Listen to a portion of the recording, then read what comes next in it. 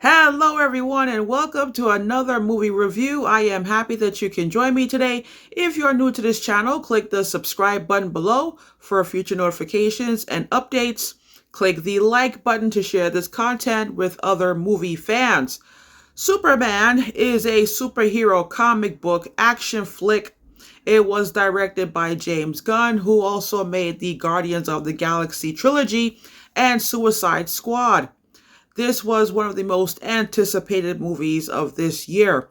It stars David Corrin Sweat, Rachel Brosnahan, and Nicholas Hoult.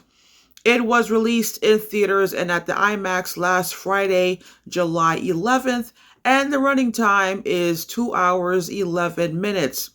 Last night, Tuesday night, my sister and I went to see the movie, and I was hoping to see it in a less crowded theater.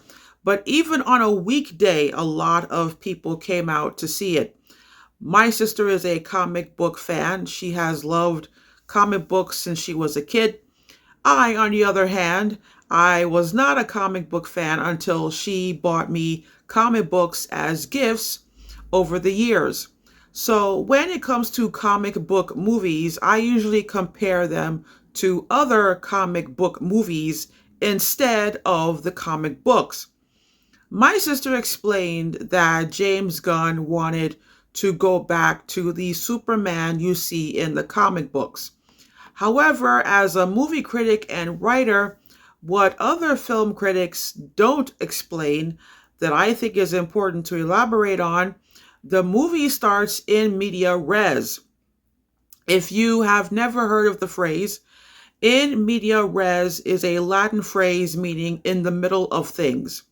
It is a literary device in which the story starts in the middle of the action instead of the beginning. The purpose of this device is to grab the audience's attention and create a sense of mystery. However, when you start the story in media res, missing events get explained through flashback or dialogue. Some of other movie critics did not like how the movie started, but starting the movie in media res worked for me.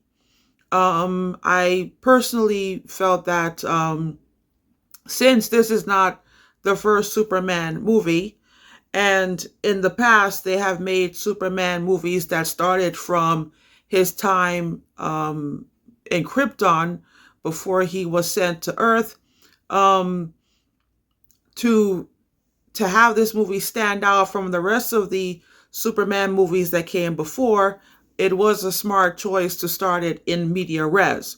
So it worked for me.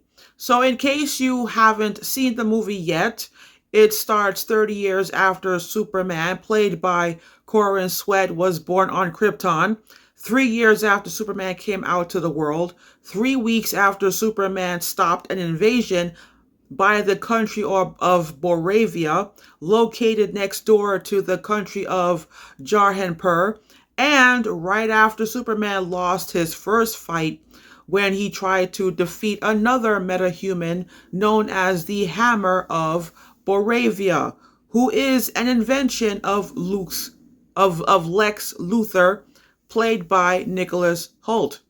The story is a complex one with interesting twists and turns, but to keep the synopsis short, it's Superman versus Lex Luthor. Superman receives help from his foster dog Krypto and the Justice Gang, which includes the Green Lantern, Mr. Terrific, and Hawk Girl. So, I am going to give this movie a solid 4 out of 5 stars. I really like the production design of this film, especially the Fortress of Solitude, and I also like the CGI effects and the sound effects. I am thinking this film is a serious consideration for the Oscars for visual effects and sound effects. What I don't like about the movie, there are a couple of things. I prefer the Superman costume upgrade in The Man of Steel. I think the comic book costume worked for Christopher Reeve because it was back in the 80s, but it doesn't work for me now in 2025. It is just a matter of taste. Another thing I didn't like was some of the jokes. James Gunn was trying to make a movie with comedy relief, whereas Zack Snyder was trying to make a serious Superman movie. And I get it, but I think some scenes did not need jokes. Which leads to my next point. Superman is the comic book version of Jesus Christ. It's obvious to me. So he has less flaws than most protagonists, and his moral compass never wavers. So in this movie, we get the worst Lex Luthor I have ever seen in a Superman movie. Lex Luthor is not a villain with whom you sympathize. He is not a villain you empathize. He is not a villain that has a logical reason for doing the evil things he does. He is a straight up evil, envious villain that I don't like at all. And I think it is a smart move by James Gunn and Nicholas Hoult. With a villain as dislikable as this Lex Luthor, some scenes don't need jokes. And as evil as Lex Luthor is in this movie, not to mention, he is probably one of the most smartest villains ever. Okay, we're talking genius level intellect here. As evil as Lex Luthor is, it helps you to appreciate Superman more, especially when you find out how Lex Luthor created the hammer of Boravia. In my opinion, Nicholas Hoult gives the best performance in his acting career. He is a brilliant Lex Luthor, and to me, Nicholas Hoult is probably the greatest Lex Luthor of all time. Corin Sweat is a great Superman. This is the first movie I have seen him in, so I am now a fan of his. I think Rachel Brosnahan is a great Lois Lane. However, and again, this is a matter of taste, I prefer Lois Lane in The Man of Steel. There is a scene where Clark allows Lois to interview him as Superman, and the way she interrogates him, you would think he was talking to a prosecuting lawyer in a courtroom as opposed to a journalist. He got defensive during the interrogation, rightfully so, and he is trying to explain to Lois that he was trying to save people from chaos and destruction.